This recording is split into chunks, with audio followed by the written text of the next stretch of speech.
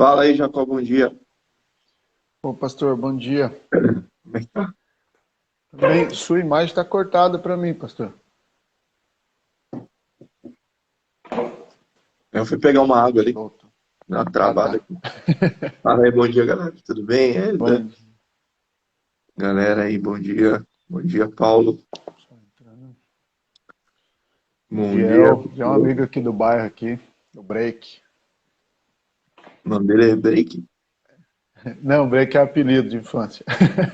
Break. O nome dele é Jadiel. Mais uma vez eu pedi desculpa aí que eu vou ficar um pouquinho resfriado, vou dar umas tossidas, né?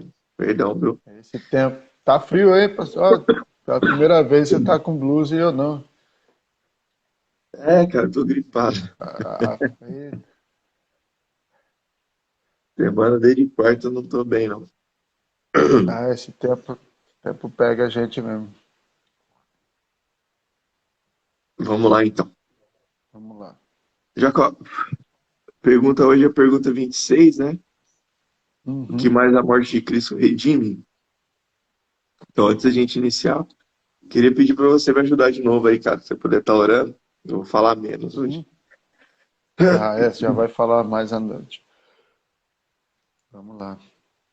Senhor Deus, muito obrigado, Pai, por este momento. Obrigado, Deus, porque nós podemos iniciar, ó Deus, não só esse dia, mas assim também a nossa semana, Deus, falando sobre o Senhor, buscando na Tua palavra, Deus, orientação, aprendendo, Deus, com os Teus filhos que ao longo do tempo têm também pensado e ensinado sobre aquilo que é a verdade para as nossas vidas, que cada um, ó Deus, que tenha contato com esse vídeo, com essa conversa, que seja iluminado, Deus, no seu pensamento, que tenha o coração, ó Deus, capturado pela verdade do seu amor, ó Deus, da redenção, através do sacrifício do teu Filho Jesus na cruz.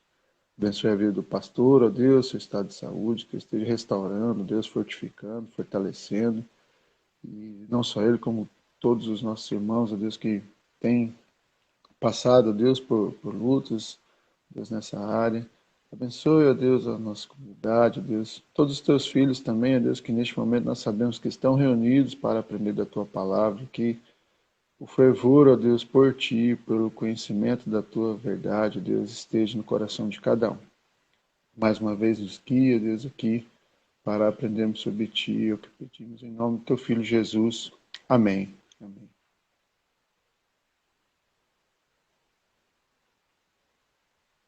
Aí, tá me ouvindo? Voltou. Agora estou. É, tem hora que eu. Bom dia, galera. Bom dia, Esdras. Tudo bem, mano? Ó, o Esdras aí, meu amigo lá de Cruzeiro. Abraço pra esposa, pra família aí. Bem, o que mais a morte de Cristo redime?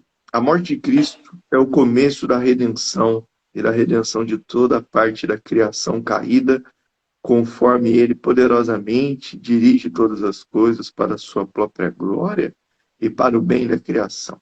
Bem, o que mais a morte de Cristo redime? A morte de Cristo é o começo da redenção e da renovação de toda a parte da criação caída, conforme ele poderosamente dirige todas as coisas para a sua própria, própria glória e para o bem da criação. O texto base está lá em Colossenses. Quem quiser acompanhar o texto base para o nosso estudo está em Colossenses, capítulo 1, verso 19 e 20. Porque aprouve a Deus que toda a plenitude nele habitasse, e que, havendo feito a paz pelo sangue de sua cruz, por meio dele, reconciliasse consigo mesmo todas as coisas, quer sobre a terra, quer nos céus.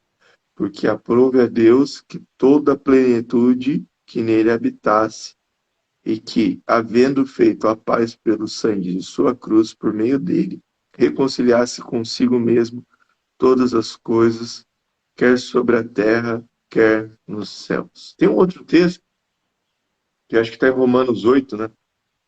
Que vai dizer que todo o universo, ou toda a natureza, o cosmos, aí depende da tradução, ela geme ansiosa pela manifestação dos filhos de Deus, né? Acho que é Romanos 8 É, mesmo, não é isso? Romanos, deixa eu... É algumas traduções, a maioria das traduções coloca a criação também, né? A criação, né? Deixa eu ver. 8. E agora, o capítulo 8 de Romanos é grande pra caramba. Eu acho que deve estar lá no verso 17, Esse, 16, 17, uma por coisa aí, assim. é que ele tem várias. É, quando fala da adoção, né? Nós chamamos Abba Pai e tal. E, 17. Não. 17 fala aí, sobre filhos somos herdeiros. Aqui, 22. ah, Pois sabemos que até agora, pois sabemos que até agora, isso na minha versão, né, na NVT,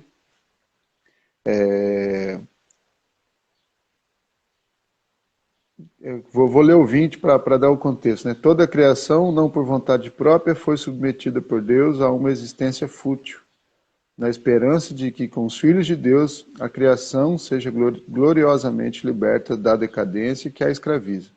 Aí o 22, pois sabemos que até agora toda a criação geme, como em dores de parto. Como em dores de parto, e nós, os que cremos, também gememos, embora tenhamos o Espírito em nós como antecipação da glória futura, pois aguardamos ansiosos pelo dia em que desfrutaremos dos nossos direitos de adoção, incluindo a redenção do nosso corpo. Do 20 ao 23. do 20 ao 23. Então, a natureza. A gente já falou um pouquinho disso lá na queda, né? Nos Uhum. capítulos anteriores desse livro, a gente falou um pouquinho disso. Sobre como a criação ela ficou sujeita a essa toda essa forma que a gente vê hoje de destruição, né? Ela tem origem também no pecado do homem. E se a gente olhar dentro de todo o aspecto hoje da destruição mesmo, né? Essa destruição em massa, essa forma de toda essa forma não ecológica é complicado. Eu falei, é fogo, né? Mas é complicado a gente falar de alguns termos, igual eu falei para você por mensagem, que a esquerda ela toma, ela se apropria sem direito de algumas pautas que é da igreja, e toda vez que a gente vai falar de alguma questão nesse ponto, a gente é taxado como esquerda, né?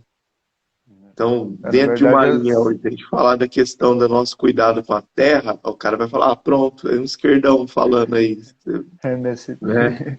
É que Ecologia, está sequestrado, sustentabilidade. né?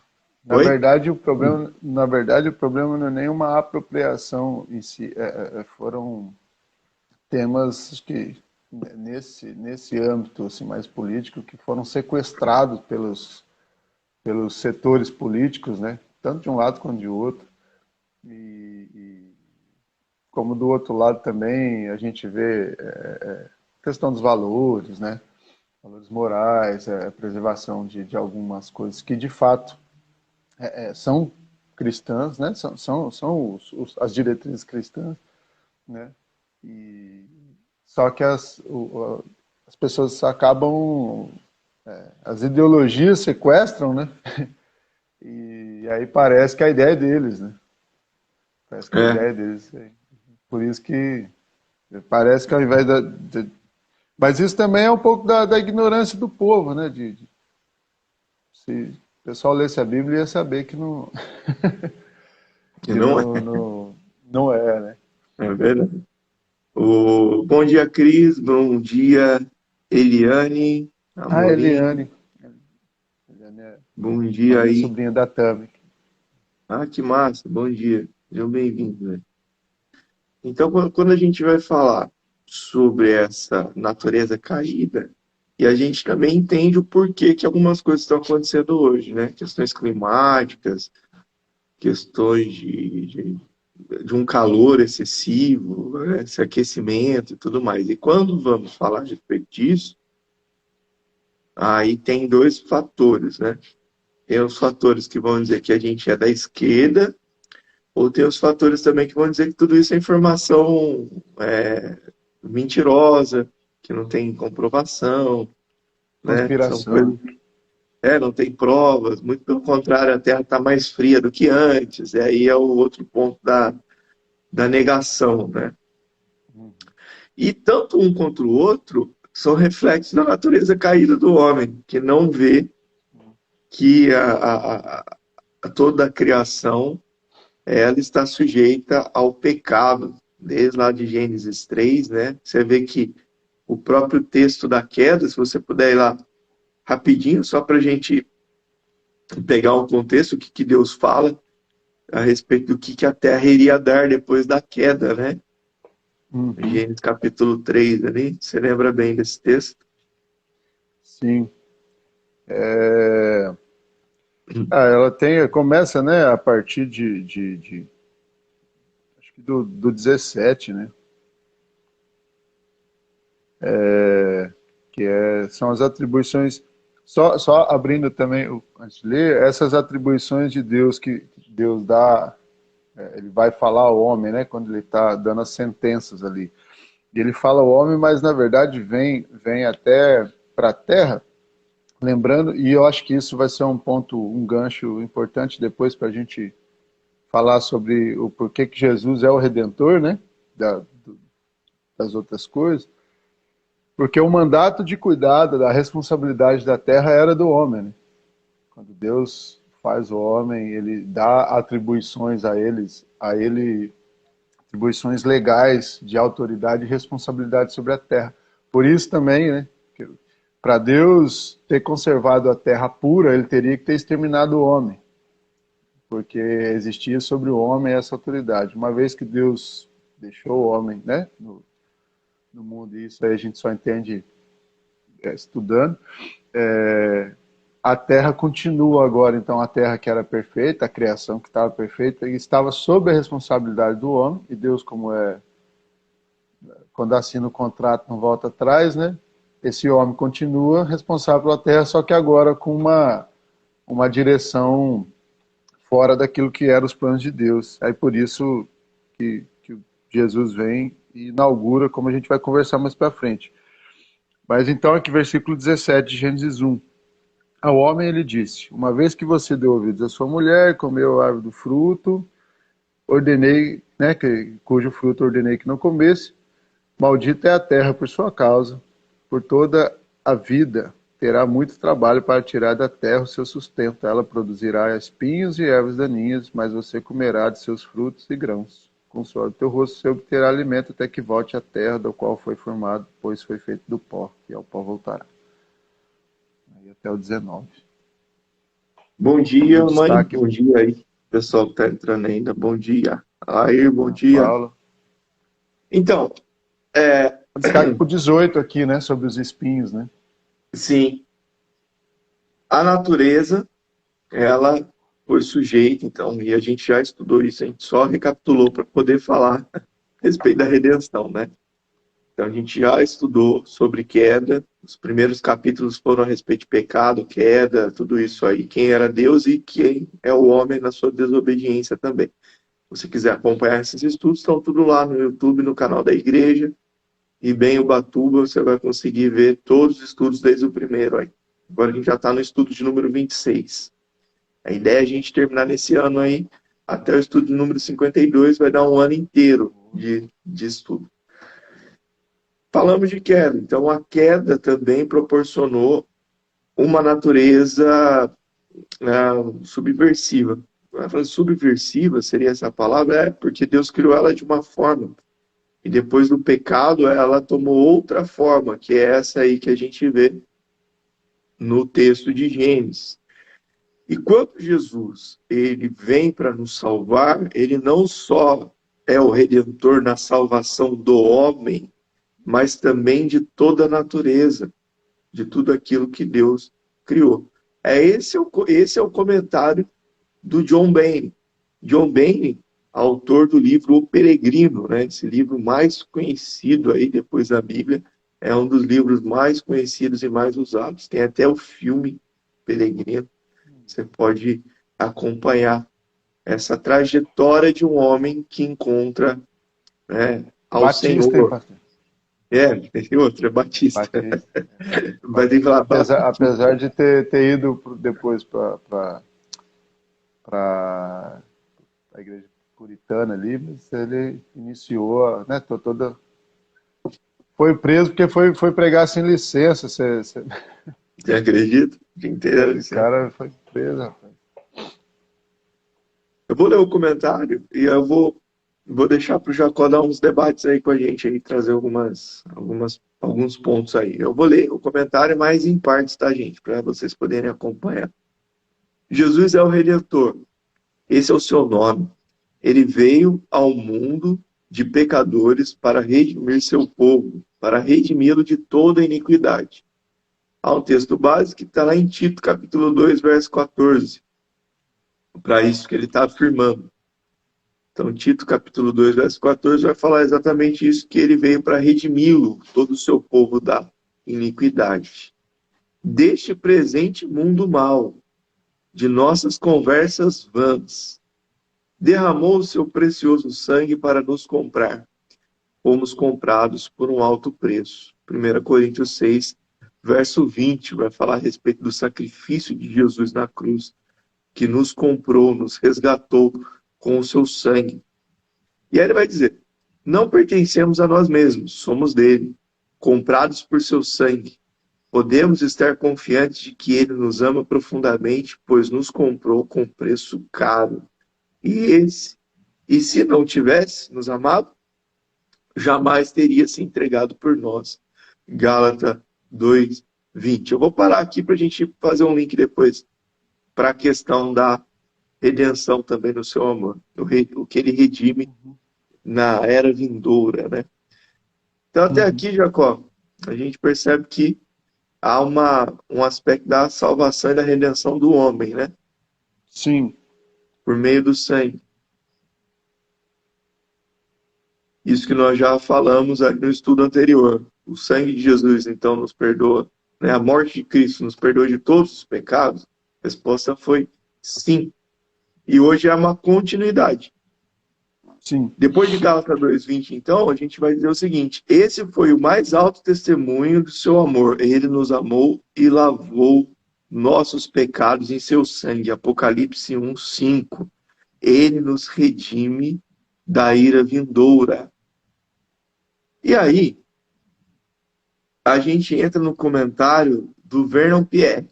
E esse comentário, ele é muito interessante. Que ele vai citar a respeito do Grand Canyon. E essa pegada do Grand Canyon eu nunca fui, não sei como é, só por TV, mas ele fala a respeito disso. Eu vou deixar o Jacó falar um pouquinho agora.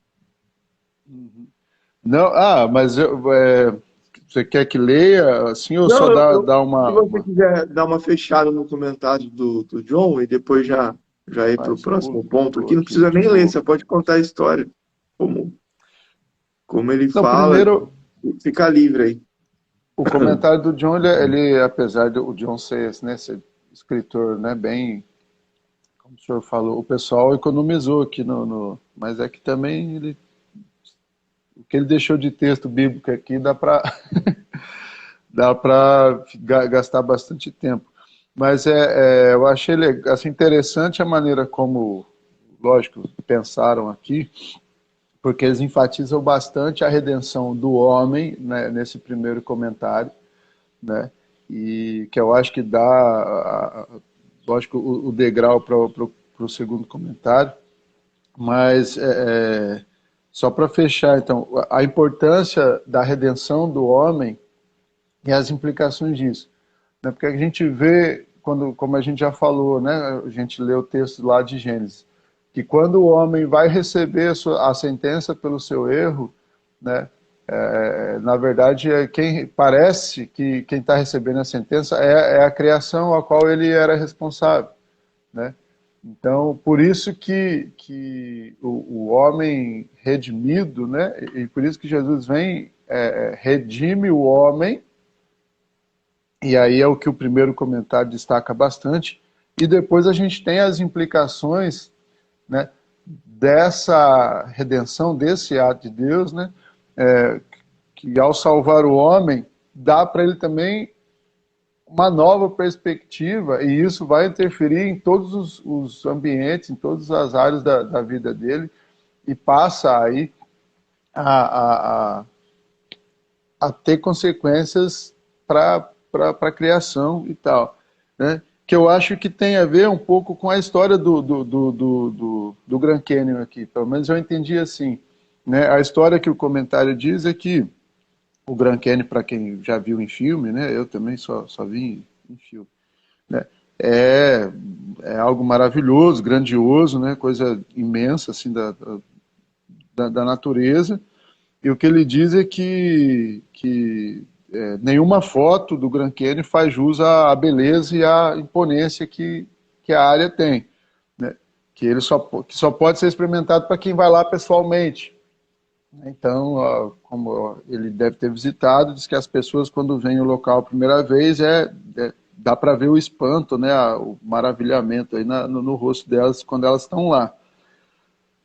Porém, né, a coisa é tão bela e tão imensa, né, que as pessoas se espantam quando chegam e visualizam aquilo na beira, né, estão em cima. Mas que só quando elas vão se aprofundando, né, quando vão fazer o passeio ali por dentro mesmo do cânion, é que elas conseguem perceber o quão profundo ele é, e aí o maravilhamento é até maior. E ele compara isso, né, com o Evangelho, né? E aí eu vou ler aqui um pouquinho para a gente pular depois, né? Assim ocorre com o Evangelho. Ao nos aproximarmos pela primeira vez do Evangelho, temos uma visão muito linda e inspiradora, que é a salvação dos pecadores, mais especificamente. Deus, por meio de Cristo, agiu graciosamente para salvar para si um povo pecador. Essas pessoas são redimidas do pecado, tornadas nova criação e adotadas para sempre na família de Deus. É uma mensagem maravilhosa, belíssima e incrível. Ao mesmo tempo, isso é só o começo da obra salvadora, redentora e renovadora de Deus. Adentrando mais fundo no Evangelho, surge um quadro mais pleno e ainda mais glorioso. Vemos que a salvação por Deus dos pecadores sempre teve a intenção de desabrochar em uma salvação mais profunda, mais ampla, que a tudo engloba de toda a criação. A salvação dos pecadores está no cerne do Evangelho, é a fonte da qual tudo brota. Dessa fonte flui um poderoso rio repleto de poder de redenção e cura para cada centímetro do cosmos. Eu acho que aqui dá para parar um pouco, né? A gente tem falado um pouco sobre isso, né, pastor? A gente sempre tem comentado sobre essa inauguração, né? Que quando Jesus ressuscita, né? Por isso que ele de unigênito ele passa a ser o primogênito, né? Ele inaugura a chegada do reino de Deus, né? Essa semana eu ouvi num estudo alguém referindo-se ao Ziel Machado, né?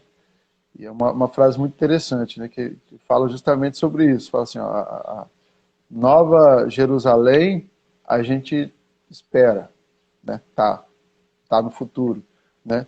O novo céu e nova terra a gente espera, que é no futuro.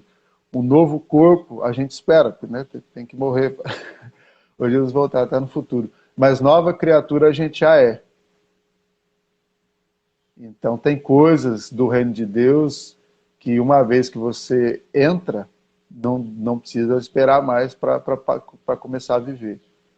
Eu acho que tem a ver com isso, né? Ao entender que a gente já está dentro, né, do reino, a gente já foi tomado por essa renovação, né? A renovação da mente, como Paulo vai dizer, é próprio que as coisas ao nosso redor, né? Lógico que uma vez que Jesus inaugura a redenção de todo o cosmos e a gente faz parte disso, mas assim como era para o mandato de Deus para Adão, para que ele se multiplicasse, para que da semente dele, né? Tipo, aonde quanto mais pessoas como ele antes do pecado tivesse na terra, mais responsáveis sobre a criação, né? fosse tendo, só que ele falhou nisso, Jesus então inaugura isso. Uma vez que essa semente, de fato, de Deus, dos filhos de Deus, vai se espalhando através da redenção de Cristo, agora então em cada lugar onde tem alguém que serve a Cristo, tem um filho de Deus. E o reino começa ali. Sim. E aí é onde o cosmos passa a ser transformado, as realidades passam a ser transformadas. Uma coisa que destaca, aproveitando o mês de outubro, né, uma coisa que o pessoal, né, da Reforma Protestante entendeu muito bem. E por isso a gente tem aí um Ocidente que agora está começando a declinar, né, por conta do progressismo e tal, mas a gente teve a ascensão do Ocidente, países prósperos e tudo mais, por conta desse entendimento, né, da vivência, da transformação da Terra através das realidades do reino. Eu acho que foi inaugurado em Cristo. Muito bom. Quando nós entendemos de fato que a redenção que encontramos em Jesus, ela vai além de somente irmos ao céu, né? Irmos para o céu, morarmos no céu, ela muda uma perspectiva da forma como a gente vive aqui.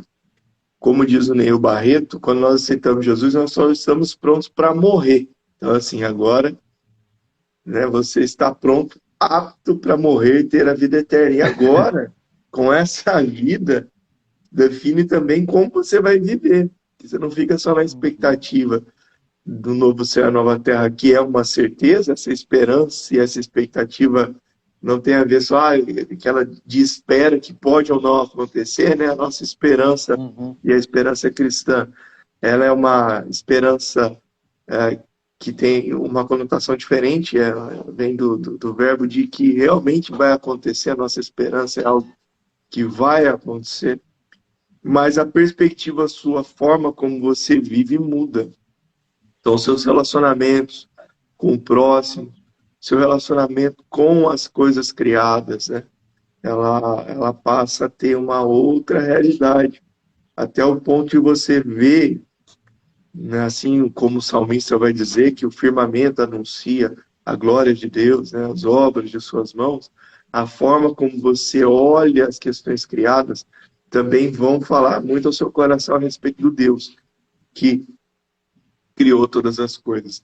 O problema, volto a dizer, que quando nós vamos falar de alguns assuntos assim, ou nós somos taxados de esquerda, ou somos taxados de progressista, ou naturista, né? Aqueles caras que ficam olhando energia, olhando a terra, achando que Deus está naquelas questões. Não, a mão de Deus está, porque foi Deus que as criou. Então essas obras anunciam a glória de Deus. E quando nós entendemos também que essa natureza está totalmente caída, desorientada, Jesus inaugura também a restauração de tudo isso.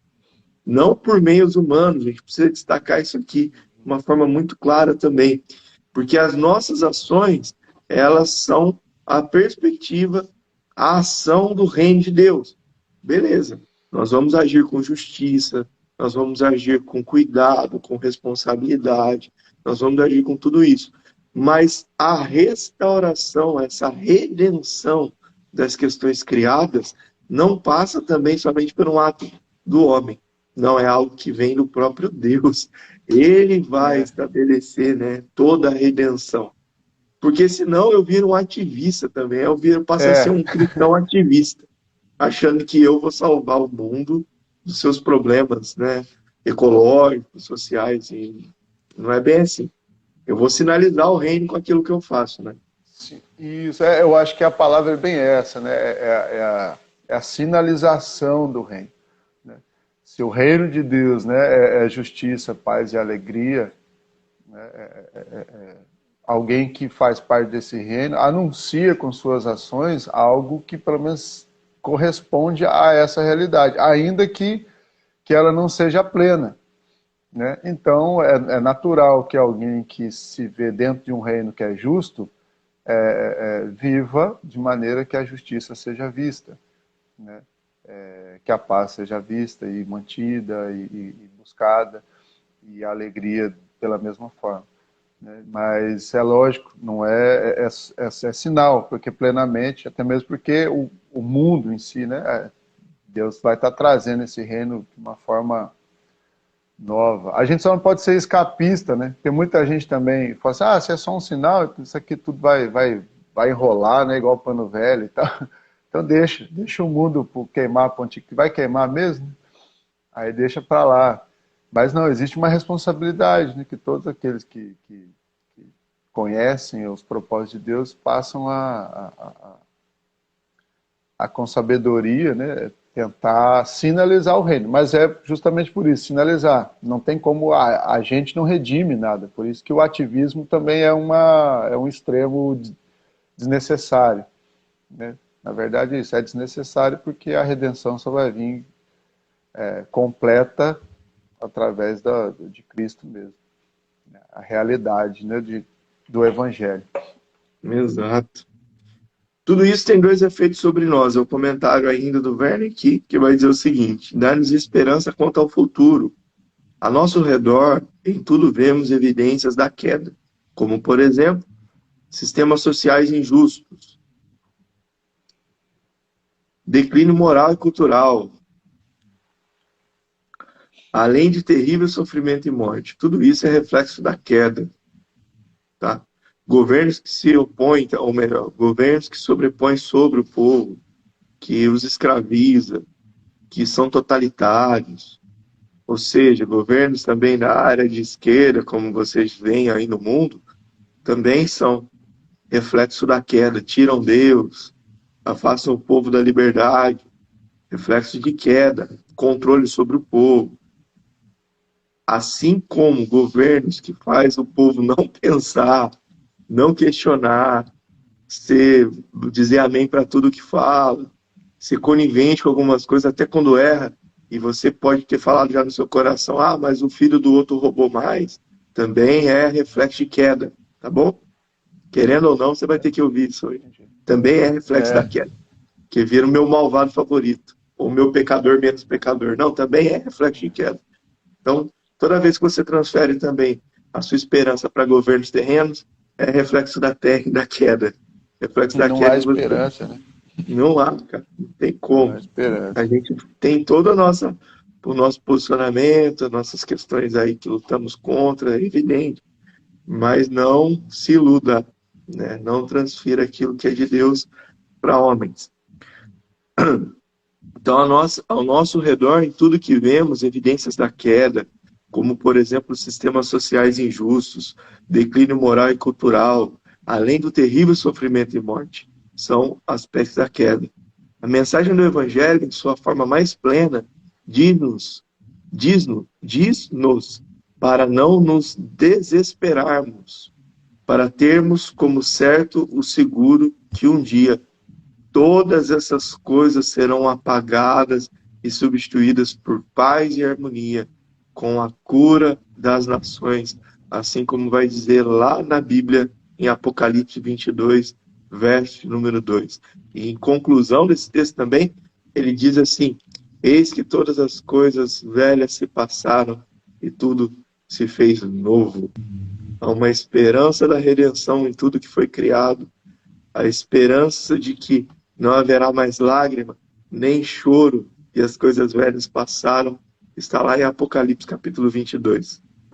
Tal esperança, contudo, traz consigo uma advertência, pois a criação caída inclui muitos que ainda se opõem a Deus, que continuam a rejeitar seu governo, a rejeitar aquele a quem Deus colocou para reinar, que é Jesus.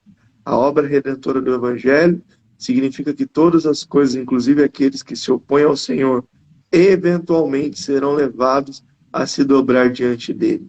A pergunta que cada pessoa enfrenta agora é se essa obra redentora será experimentada com profunda admiração e alegria ou com doloroso ranger de dentes. Rapaz, deixa o negócio assim, né? Fala assim, vai acontecer. A redenção vai chegar. A pergunta agora fica com essa aí, como diz o irmão Crespo, Mas se você vai experimentar viver com o Senhor alegremente, desfrutar dessas boas novas com Ele, ou vai experimentar o que é o ranger de dentes, porque vai acontecer. É muito louco. Uma vez conversando com o André, meu sobrinho, a respeito de textos assim, né? Ele tem bastante curiosidade e vai. Então a gente conversa bastante quando eu estou com ele a respeito disso. E essa é a diferença, né? Assim, todos vão declarar que ele é o Senhor, mas vai ter aqueles que vão falar: o Senhor voltou, Ele é o Senhor, assim, com o coração alegria, e aqueles que vão estar, Ele é o Senhor, e aí, né, vão se dobrar, vão se prostrar mesmo sem, sabendo que agora a chapa vai ficar quente, literalmente, né, que o negócio, né, porque rejeitaram, né, não porque não conheceram a verdade, mas porque rejeitaram essa verdade. E é engraçado, né? Porque assim, quer dizer, não é engraçado, mas é interessante, porque se fosse um tipo de governo e reino, né, de autoridade oferecida através da força, promessas que fossem de condenação desde já, né? As pessoas até poderiam se sentir avessas a isso, porque, né, não faz muito sentido para o ser humano ser tratado desse jeito. Mas é uma autoridade de um reino estabelecido através de amor, né? De Exato. alguém que se entregou, de alguém que perdoa, de alguém que recebe na situação que está e que promete e garante dá para trazer para o assunto de hoje, né? A assistência 100%, 24 horas por dia, né? Segurança, né? Como é que é? Serviço garantido, né? É. Não tem, Satisfação do não cliente tem também. satisfação total do cliente. O problema é isso, o problema é É. que o homem quer ser satisfeito debaixo daquilo que ele acha que é bom, né? E não em confiar em alguém que criou todas as coisas e sabe exatamente o que e tudo que é bom. É porque o homem está corrompido pela ideia do bem, do seu próprio bem. E querendo o seu próprio bem, ele conhece o bem e o mal. E o reino de Deus quer guiar o homem pelo caminho daquilo que é bom, assim como ele é, né? E passar pelo que é bom não necessariamente traz em todos os momentos o que a gente acha que é bem, né? Como dizia minha avó e minha mãe sempre repete, né? Que o que arde é o que cura, o que aperta é o que segura, né? Muitas vezes essas situações não nos causam bem-estar, mas é algo que é bom, né? Que vai trazer um bem maior, né? E Tem um comentário aqui, essa... Giovanni, da minha mãe, né? Que diz: ó, o pastor Mauri disse. Minha mãe chamando de pastor Mauri Júnior é interessante, parece mais comentário do meu pai, sério. Ela tá brava O com você, pastor né? Neil. É, Você não ligou para ela ontem, por isso que ela... não liguei desde quinta, eu acho. O pastor Neil que estamos Brincadeira, viu, prontos para irmã? morrer, contrariamente à teologia da prosperidade, nos mantém prontos para viver. É o mesmo que estar com os pés no céu e olhados para a terra. É bem isso aí. É por aí. Totalmente contra, né, essa linha aí. E a militância passa a ser política. A mensagem do evangelho perde toda a beleza e o reino é deixado de lado para questões de militância. É complicado. De todos os lados tem acontecido. Polaridade está fazendo isso, cara, com o pessoal. Entendi. E, O senhor quer que eu e leia alguém, a segunda acho que parte foi do Iago. comentário aqui? Não, estava Pode vendo o ser. Iago Martins, colocou um tempo atrás da Missão Kairos, né, cara? Missão Kairos tão conhecida assim no Brasil e no mundo. De repente chegou lá desde 2008 o pastor Ariovaldo. O pastor Ariovaldo, ele era bem missional e tal, falava do rei. De repente ele usou toda a estrutura da Missão Kairos para militância, né? Falar do É Lula uma pena. livre e de outras coisas assim que você fala, cara, isso impede a mensagem do Evangelho. Isso faz com que, assim como eu vejo o outro lado, e penso assim, não, isso também impede a mensagem do Evangelho, faz com que os relacionamentos ficam deturpados, sabe? Faz com que as pessoas fiquem distantes. O outro lado também, cara. Os caras Lula livre, fazendo militância, obrigando toda uma instituição a seguir. Eu estou falando muito desse termo. Eu estou falando muito desse termo, porque parece que eu estou querendo falar de política, mas não é, não. Estou querendo falar de estruturas que não dão certo mesmo, estruturas caídas. Onde está, infelizmente, é onde a esperança, e isso mostra que não é, a gente não está falando, porque quem não tem a fé bíblica, né? Quem não tem a verdade, quem não tem a Bíblia como uma verdade, de fato não vai ter esperança a não ser naquilo que o mundo redimentou como as estruturas de segurança, né? E a gente está citando bastante a questão política dentro da mente, do coração de pessoas que não, aonde isso não deveria, não que a pessoa não possa ter a sua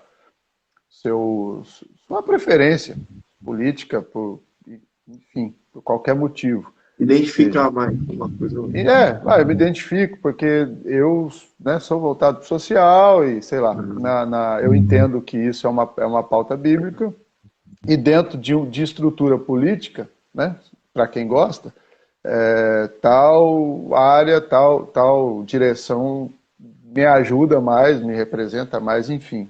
Mas isso não deveria ultrapassar o âmbito pessoal, né, como o senhor citou aí, de uma pessoa que, ao invés de colocar... Mas, enfim, para tudo isso, e para tudo isso ser sadio, precisa ter o limite de que a Bíblia é a régua por onde eu vou medir o esforço humano, e não o contrário, né? O problema das pessoas é que, ao invés de colocar a Bíblia como espelho para isso, fala assim, não, até onde a Bíblia diz que isso né, até onde eu vejo na Bíblia que esse tipo de ação e atitude é certa, isso me ajuda, essa determinada ideologia me ajuda, esse determinado partido me ajuda, essa determinada direção política me ajuda, mas a partir daqui não tem nada a ver com a Bíblia, então eu não defendo. Só que as pessoas passaram, ao invés de ler as ações pela Bíblia, começaram a usar a Bíblia para justificar as ações, né? Então, eu falo assim, não, eu sou de tal direcionamento político porque na Bíblia é assim, Jesus era assim, e passa a ignorar todo o resto do que a Bíblia também diz a respeito das ações contrárias desses. Porque, como o senhor disse, está caído, não tem jeito, né? As pessoas, vai ter um respingo de Bíblia lá sequestrado naquelas ações, mas todo o resto está corrompido pelo pecado, né? Então o movimento não deve ser político, apesar da política poder ajudar, né, poder ser uma boa ferramenta para esse movimento, como a gente vê ao longo da história, né? Os cristãos se utilizando dos poderes, das influências para poder cumprir algum tipo de chamado nessa área, mas nunca flexionando verdades que são caras para o Evangelho para defender posicionamento político, que infelizmente é o que tem acontecido bastante.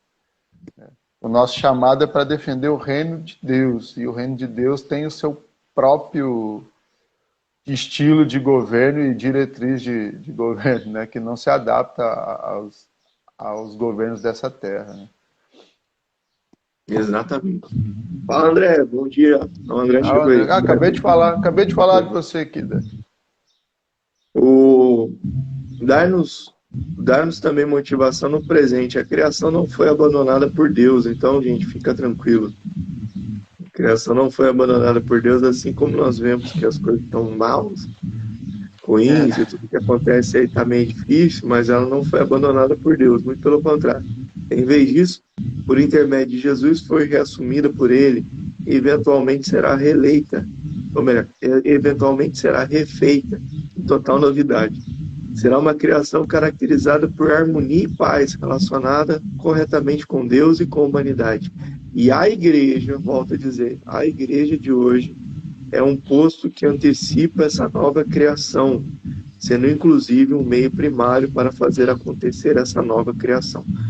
Quero deixar claro para você também que quando fala igreja não é só a sua instituição, tá, gente? Não é assim, então, minha igreja. Não, não é essa. A igreja de Cristo, o corpo de Cristo. A igreja dele espalhada sobre toda a terra. Essa igreja é um posto, é uma base, é um quartel. É tudo isso aí que você queira falar, mas é a partir dela que faz acontecer essa nova criação, porque ela anuncia a redenção, ela sinaliza o reino e ela vive debaixo desse novo reino estabelecido em Jesus. Se ela vive debaixo desse novo reino, se ela anuncia esse reino e se ela sinaliza esse novo reino, ela está fazendo o papel do início de toda essa redenção que Jesus tem para fazer na terra. O problema é se ela não está debaixo do senhorio de Cristo, se ela nem tem sinalizado o reino e se ela não tem vivido, né, a expressão do evangelho na sua forma de anunciar o reino, que também é uma verdade. Sim, Aí às vezes. não é de reino que a gente está falando. Pode ser de reino do pastor, da denominação, da própria instituição, mas não é reino de Deus. Pode falar. Então, quando a gente olha isso, esse tipo de afirmação, a gente lembra um pouco daqueles filmes, tipo 300, assim, quando o Império chega e se acampa, né? Tipo, tá vindo, o imperador tá vindo, né? Ali com uma parte do seu reino para estabelecer o governo sobre aquela região, e só que na frente vai o emissário lá, né? Esqueci o nome agora, mas vai lá no outro local lá, no outro reino, avisar que está chegando e negociar os termos, né? No caso ali está negociando os termos. Mas o cristão e a igreja, ela é esse lugar, né? Na verdade, o cristão é como se fosse esse emissário, né? Que anuncia esse reino e fala quais são os termos, né? De chegada e o que isso vai implicar na vida da pessoa, né? E a igreja é meio que um lugar, deveria ser, né? Você que está talvez machucado por alguma coisa dentro da instituição, lembra? Quando a gente está falando aqui, mais uma vez, pode ser que a sua instituição não reflita o que a verdadeira igreja de Cristo deve ser. Então, né, quando a gente fala igreja, a gente está falando, como o pastor disse, é a igreja, o corpo de Cristo. Se a sua instituição não, opa, acho que eu bati no fone aqui, não reflete isso que a gente está falando, né? Peço para Deus sabedoria, você deve ficar aí nesse lugar, ou se você de repente não é um agente que Deus colocou aí para mudar esse lugar e trazer essa realidade, tem isso também.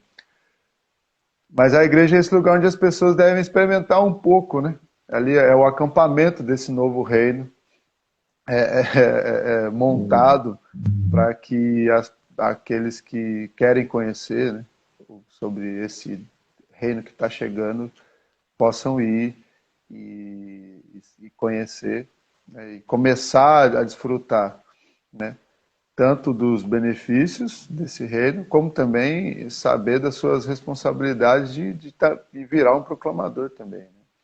Eu acho que é um pouco disso. E essa coisa de não ser passivo, no sentido de estar... Eu gostei muito do segundo parágrafo, né, que fala que a igreja não é uma observadora passiva no mundo, nem é apenas uma passageira em risco de se perder no mundo, aguardando apenas a ser resgatada no meio da criação que está afundando, né? Então, muitas vezes a gente continua se enxergando como Pedro ali no meio do mar, né?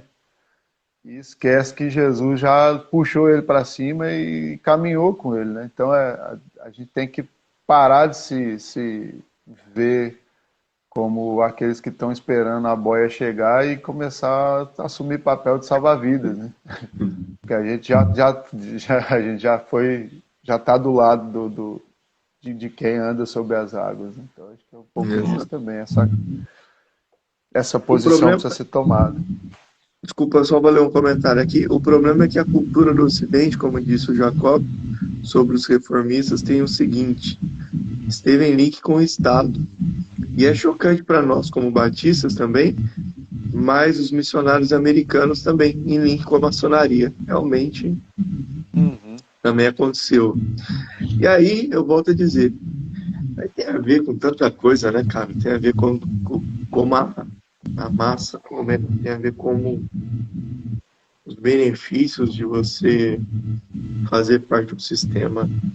Pode abrir algumas portas, eu acho que isso é do homem, desde que o homem entendeu isso, ele sempre quis dar algum jeitinho ali para levar algum tipo de vantagem sobre os sistemas. Ah, eu brinquei do apóstolo Paulo um dia, no púlpito, né? Mas é verdade. Quando ele se viu em apuros ali, ele usou a sua cidadania romana também para não ter que passar pelo açoite. É. Né? E Isso não quer dizer que ele usou todas as vezes, mas teve uma vez que tem uma ele vez que achou ele precisou necessário, né? usar, né? Ali acaba tendo alguma questão, né? O próprio governador do Egito, José, quando precisou, ele ajudou a família. Falou, pera aí, né? Como disse o Tiririca indo para Brasília, vou ajudar a família, a minha primeiro. É só o propósito de Deus no processo, né? É Foi. complicado, cara, é realmente complicado. Quando a gente cita William Carey e outros caras que tiveram até uma certa convivência com William Carey na Índia, começou a ter uma convivência lá com os líderes religiosos do hinduísmo para poder conseguir escrever alguns livros, fazer uma universidade, trabalhar alguns aspectos lá dentro da cultura hindu que eram um exagero. E no nosso tempo eu ia falar que, olha, o Amauri está sentando com o padre da igreja. Não vou pegar o Marcelo, porque o Marcelo é petista, mas vou pegar um outro padre aqui da cidade. Eu estou lá sentado e pensando algumas coisas para a cidade, para o desenvolvimento da cidade, vão me taxar como ecumênico, como herege. Mas eu acho que isso é uma mentalidade que a gente também precisa até dissolver dentro da gente, né? Porque assim, a redenção do mundo, ela precisa ser alcançada sem essa distinção também. Senão a gente passa a ser meio querer fazer o papel de Deus, né? Como a própria Bíblia diz, o sol e a chuva, eles vêm para cima, né? Eles vêm para todo mundo. A criação, todo mundo desfruta, né? Tanto da tormenta quanto dos dias ensolarados. Então, e a gente precisa pensar, porque o maior erro da igreja brasileira foi achar que ela precisava de alguém para representá-la nos âmbitos políticos e passar a advogar para si, ao invés de pensar numa redenção geral, né? E em atender às necessidades que esse talvez seja o maior legado dos reformados, que é isso, eles pensaram cidade para o povo, né? Sinalizaram o reino de Deus através do conhecimento que eles tinham e de tudo que eles poderiam fazer para a cidade. E a cidade, naturalmente, vendo isso não quer dizer que todo mundo se converteu na cidade, mas a cidade melhorou bastante. E, inclusive, os cristãos passaram a desfrutar de uma prosperidade melhor do que tinha, né? Através do seu trabalho, né? Eles passaram a trabalhar, a gente tem lá o caso da Suíça, né? passaram a trabalhar com o melhor que tinham, da melhor maneira, pelo preço mais justo, né? Porque eles entendiam que o trabalho deles era para Deus, então eles não iam usar um metal ruim num relógio e cobrar isso mais caro, não, eles iam fazer um relógio perfeito, porque independente de que uma molinha, uma pecinha não aparecesse para quem ia comprar, Deus estava vendo aquela fabricação. Só que o que isso rendeu para eles? Rendeu prosperidade, porque todo mundo passou a querer trabalho. Infelizmente não é uma realidade dos nossos dias, mas todo mundo passou a querer chamar os crentes para trabalhar, porque eles tinham o melhor trabalho e o preço mais justo. E isso passou a prosperar a igreja, né? Pelo entendimento de que o que eu faço para Deus e eu faço para sinalizar o reino, porque a obra de conversão é do Espírito Santo. O problema é que a igreja se preocupou muito em querer converter os outros e parou de sinalizar o reino da maneira mais prática, que é na vida ordinária e nas atitudes comuns do dia a dia. Aí a gente atrapalha o trabalho do Espírito Santo, atrapalha, acho que muitas aspas, né? Porque não tem quem atrapalhe, mas a gente dificulta as pessoas a compreender as coisas, porque a gente quer empurrar a goela abaixo, e o convencimento é só através do Espírito, né? E perde o tempo e passamos a operar a nossa vida como um cidadão comum. Então a gente não é mais um mecânico que deveria ser, né?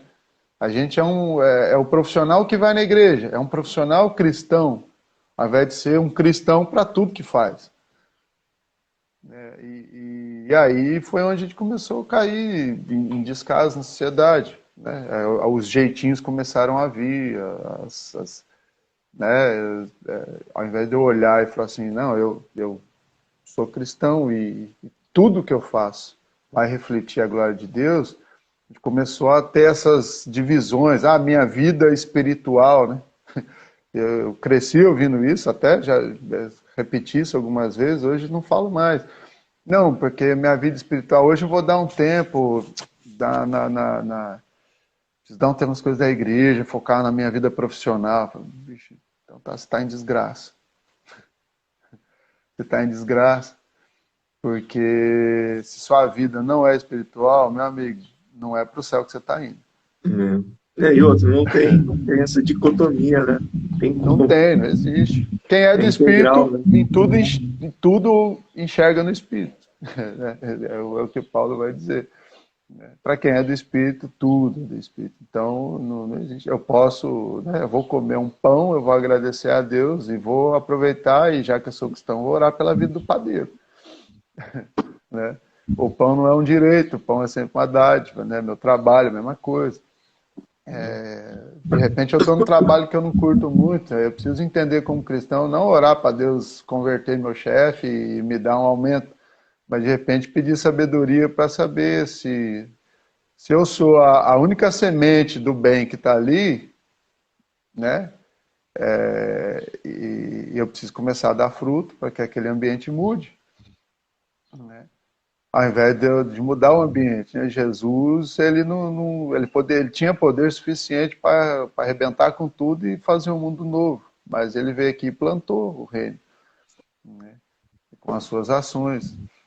E ele não estabeleceu pelo poder, mas pelo amor, né? Então, essa é a nossa dificuldade, talvez. E essa é a nossa oração de arrependimento, né? Que a gente deveria fazer todo dia, para que a gente aprenda a confiar em Deus e a andar como aqueles que, conhecendo as verdades do reino dele, possam propagar isso em todas as ações, né? E não esperar que ele fique com poder agindo para mudar a realidade que para a gente, que como a gente falou lá atrás, né, não está saindo muito bem, né? Mas procurar entender o quanto dele a gente já tem para poder mostrar para as pessoas que essas coisas podem ser mudadas e ser instrumento para isso, né? Muito bom. Gente, obrigado a todos que acompanharam. A gente está indo para o final aqui. Obrigado aí quem entrou também. Quem participou e quem vai continuar assistindo aí depois pelo YouTube. Com os nossos convites aqui para as celebrações presenciais também na nossa igreja. Hoje às 19 horas, lá na IBEM. Você pode estar conosco. Junto conosco também hoje vai estar o pastor João Marcos, sua família. O Marcos, ele é missionário da Jocum. A gente vai ter essa oportunidade de ouvi-lo também hoje. E levantarmos uma oferta especial aí para missões, na vida dessa família missionária, para que eles possam ir para o campo. Vamos falar um pouquinho do projeto deles. Terça-feira, reuniões de homens, às 19h30. Quinta-feira, terça-feira, 19h30, reuniões de homens. Quarta-feira, é 19 horas, João? Agora? Não, é 8h30. Não, é 8h30, às 20. Foi. Não foi às 19 essa quarta por conta do filme, mas. Quarta-feira, às 8 horas, lá na igreja, adoração e oração lá com os adolescentes, também é nosso convidado. Quinta-feira, nosso estudo, essa continuação do estudo de hoje vai estar lá no presencial, quinta-feira, 19 horas. Grande abraço, Deus abençoe. O que tem sexta-feira? Você mudou para sexta agora? É que ela cancelou a sexta-feira passada, achei que ela fosse jogar na rua. Então, sexta-feira agora, também às 19h30, mulheres aí na igreja. Gente, Deus abençoe. Maicon, Bril, sejam bem-vindos aí. Vamos orar para encerrar. Deus e Pai, graças te damos, Senhor, por tudo que o Senhor tem feito. Nós te louvamos, bendizemos. Obrigado, Senhor, por essa manhã de estudo da Tua Palavra. Obrigado pela vida de todos que participaram conosco, que o Teu Santo Espírito, ó Deus, que tem trabalhado em nossas vidas, no nosso coração, para entendermos a Tua boa, perfeita e agradável vontade sobre nós. Assim nós oramos, te agradecemos por tudo, em nome de Jesus. Amém. Amém. Falou, galera. Até mais. Valeu, Jacó. Até daqui a pouco. Até mais. Até daqui a pouco.